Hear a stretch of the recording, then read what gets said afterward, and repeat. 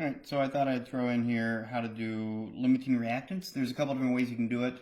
I'll show you how to do it using a function called minimum. So I'm just going to get a question here. I want a formula question. Where is that at? Okay. I'm just going to make up a chemical equation.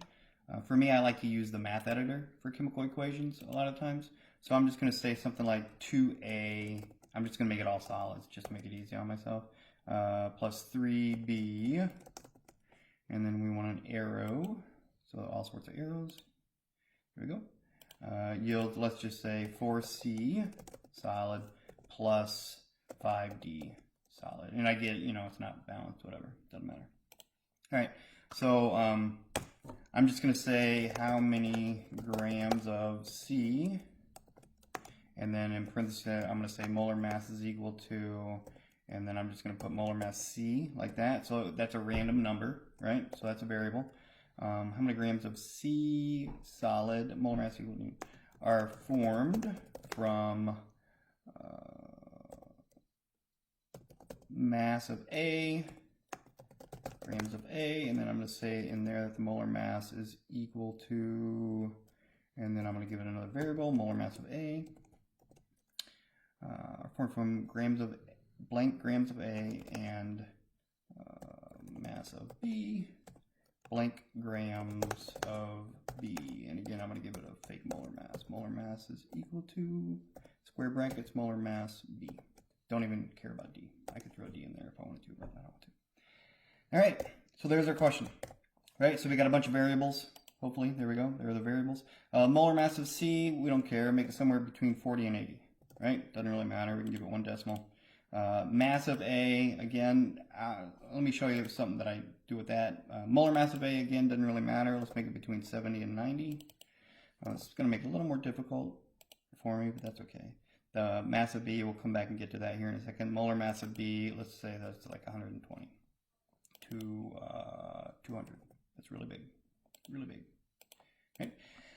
So typically, right, you would want to go from grams of A to moles of A to, I'm going to C, so to moles of C, get that number and then compare that to doing the same things with B, right? Grams of B to moles of B to moles of C, whichever one is smaller then comes from the limiting reactant. And so that's what we're going to do mathematically as well.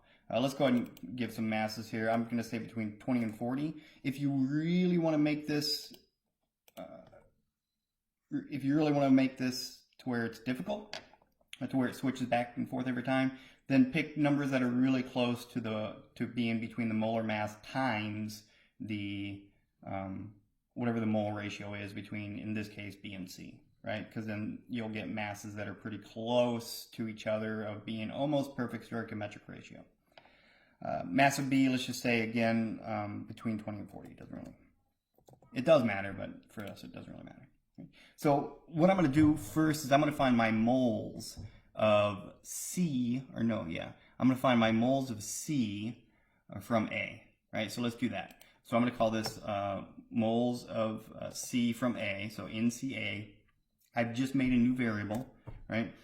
So that's going to be equal to the moles of A, right, which is going to be grams, mass of A, divided by the molar mass of A, just like that. So there's my moles, right? And then that's going to be times the mole ratio. And the mole ratio in this case is what? 4 to 2, so times 2, right? Let's pick this to 3 decimals, just because. So there's my moles of C from A. Now I'm going to do the same thing with B. Moles of C from B is equal to, and this is going to be the mass of B, divided by the molar mass of B. Now, if you're using actual formulas, obviously, you can just plug in there the actual molar mass, right? You don't have to do all that. So, and this is going to be times 4/3. Times 4/3. All right, so I'm going to save that beast. Now, obviously, in this case, the limiting reactant comes from B because that's the fewer number of moles, right? So it looks like, so you see how B is always smaller. So what I'm going to do is I'm going to beef up the value for B here, even though its molar mass changes every time. but I'm going to say maybe between 40 and 80. Let's try that. Let's see if they switch. Yeah, see, so now they switch, right? That's lower. That's still lower. That's still lower. They barely switch. So let's make this like between 90 and 120. I'm just trying to get it to where it's close to each other. Oh, so there we go. Now they're gonna, now it's gone the other way. Let's just pretend like they're switching every time. So now what we want to do is we want to pick the smallest one of those two. So the way they're going to do that, we're going to call this moles of C, and we're going to set that equal to the minimum, and then we just make a list. The minimum of what? Well, the minimum of NCA, comma, NCB. So now it's going to pick the smaller number between those two. If I had 3 reactants, then I'd have 3 values in there. And then I'm just going to hit save. So look, 0.619 is the smaller of the two, so it's going to pick 0.619. If I recompute that, it's still smaller of the two. Now it's 0.797 is the smaller of the two. So then I can use that, and I can go on to say the answer is in moles of C times the, molar mass of C. Okay, and then there's my answer. And so that's a limiting reactant problem. I would give it, like, I always pick about 50. Let's say you got a really big class. Let's go with 200 of those. And then I always say about 0.1%. They can be about 0.1% off, right?